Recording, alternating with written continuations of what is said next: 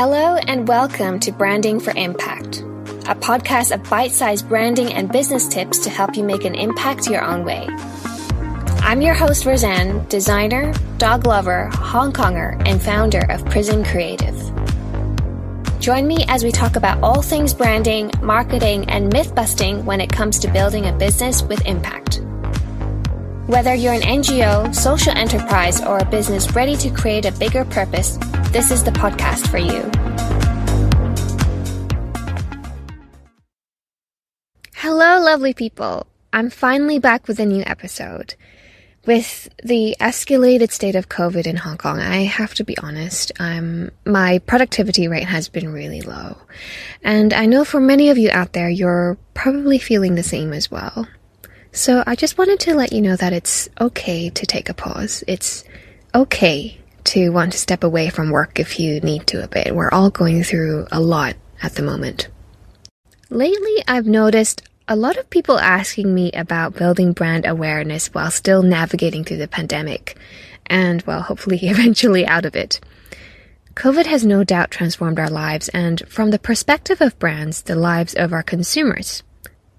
I know that it's especially hard for brands to sell products or services now when consumer spending habits have really changed. While I feel that currently it indeed is challenging to engage with consumers because we're in the thick of our most serious wave, I also wanted to share some really cool ideas I've seen from around the world to get you excited about what you could be planning for your brand once we come out of this mess. Especially during these times, it's important to zoom out and see your brand as part of an ecosystem so you can really leverage on partners, and it can also really help you to think outside the box.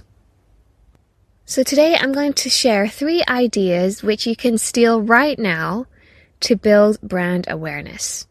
The first one comes from Australia. So a good friend rents out a beach cottage for holiday stays on a platform called Riparide. Apparently, it's more upmarket than Airbnb with a focus on escapes to nature. And they shared this really cool concept with me. He was approached by a sustainable cleaning brand, Zero, on Instagram, and they sent him all these products for free to stock at his place in exchange for some really clever placement of leaflets for a discount code for guests. Now, there are a couple of really great pointers in this example here. First, they make it super easy to say yes. The concept is refillable kitchen, bathroom, and laundry products to reduce single-use plastics, and they sent him a range of different products, the bottle as well as refillable pouches.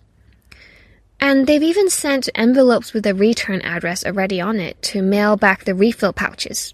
You literally don't have to lift a single finger to be part of their affiliate program.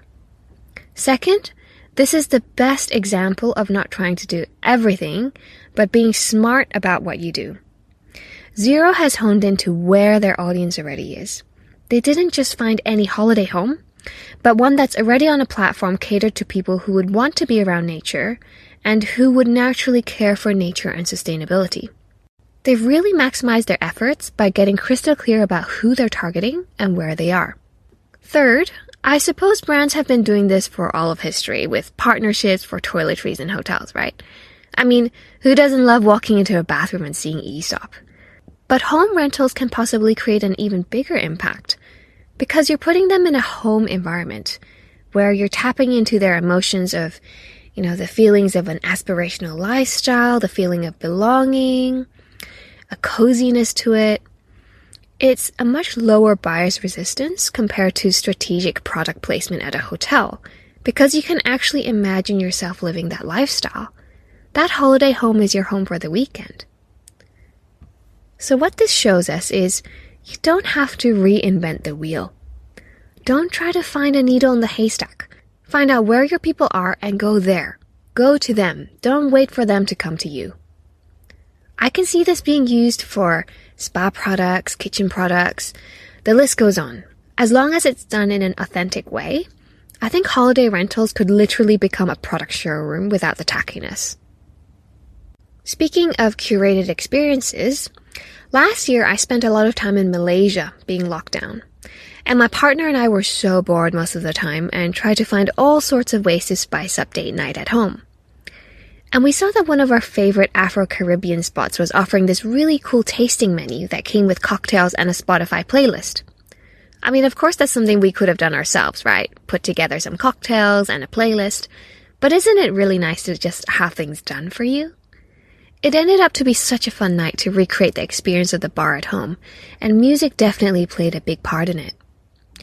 I know for the longest time, brands like Nike has been creating run playlists, but it's really cool to see other industries pick up on this as well.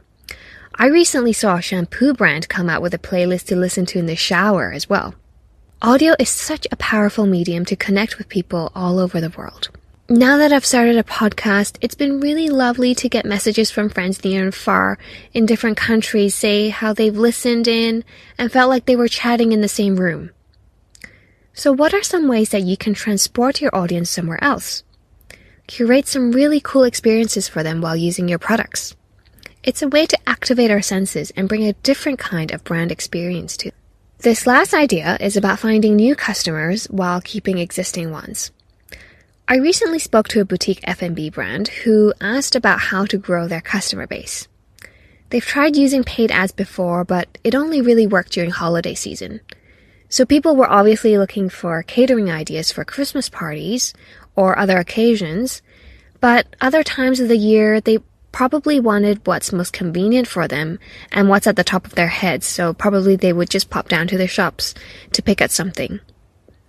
And my tip for them is to focus on behaviors rather than demographics, and to focus on depth rather than breadth. You see, like-minded people always hang out with like-minded people, right?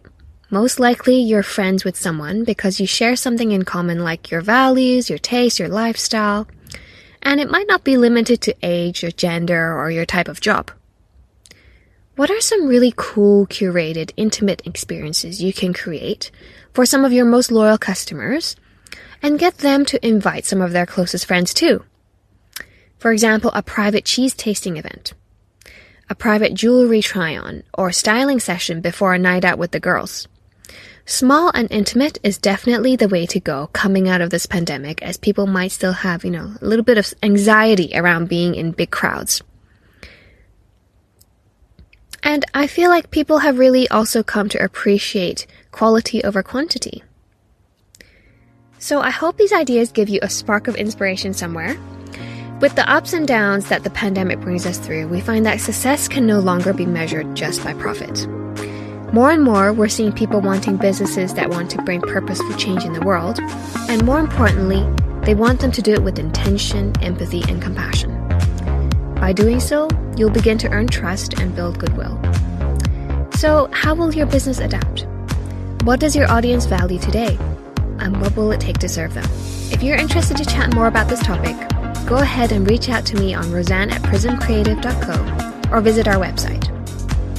And while you're here, I would really appreciate if you could leave a rating or a review on whichever platform you're using to listen to this episode. Spotify has just rolled out a new ratings function. You can go into the podcast page and you'll see click rating right underneath the thumbnail of the podcast. Thank you so much for listening, and I'll catch you again soon.